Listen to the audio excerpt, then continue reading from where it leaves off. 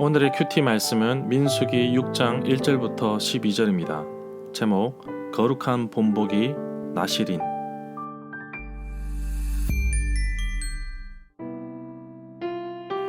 먼저 앞뒤 문맥을 살펴보겠습니다.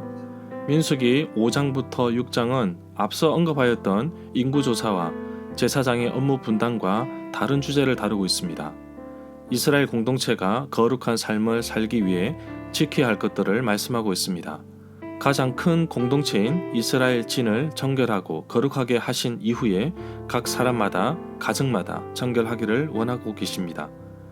의심의 소재물, 곡식 제물과 쓴물에 대한 이야기도 나오지만 오늘날 이해하기가 상당히 어려운 종교적인 관습으로도 볼 수 있습니다. 시대적인 상황을 뛰어넘어서 가정에서 성적인 문제로 인하여 하나님께서 세우신 거룩한 가정이 무너질 수 있기 때문에 아주 엄중하게 다루었다고 볼 수 있습니다. 그리고 거룩함의 본보기인 나실인을 세워서 하나님께서 요구하시는 거룩의 표본을 삼으셨습니다.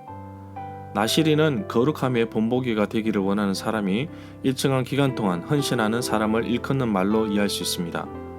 하나님과 더 가까이 지내기 위해 일정한 기간 동안 구별된 삶을 사는 것을 의미한다고 봅니다. 그래서 철저하게 절제하는 삶을 살아야 합니다. 그러나 자신의 의도와 상관없이 규정을 어겼을 때에는 예식을 통하여 회복할 수도 있습니다.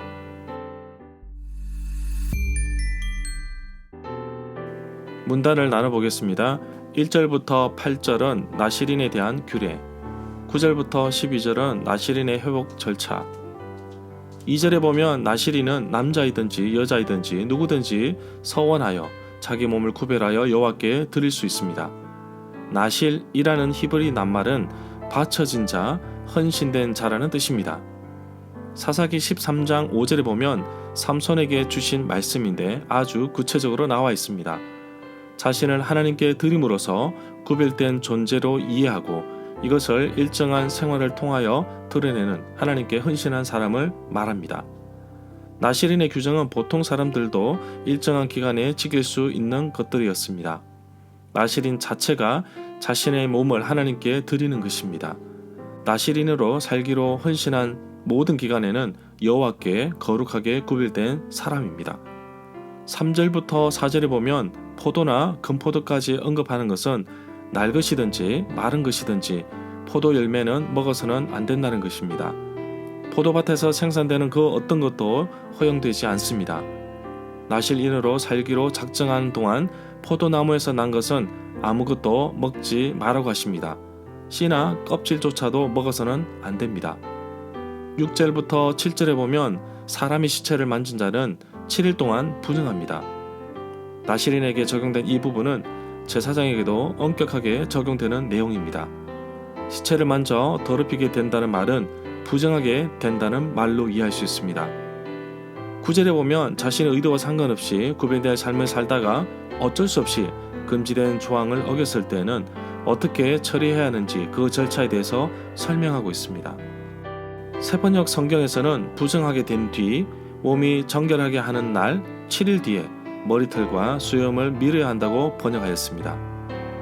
10절에 보면 여호와께 바칠 제물을 8째 날에 산비둘기 2마리나 집비둘기 새끼 2마리를 회막문으로 가져와서 제사장에게 주었는데 정말 힘이 없고 어려운 사람에게도 주어진 조건이라고 할 수 있습니다. 따라서 가난한 사람도 바칠 수 있는 여건을 허락하신 것으로 봅니다. 11절에 보면 앞서 10절에서 가져온 예물 가운데 제사장은 한 마리는 속죄 제물로 삼고 나머지 한 마리는 번제물로 삼아서 죽음을 가진 그 죄를 속하고 바로 그날로 그는 다시 자기 머리털을 성결하게 할 것이라고 합니다.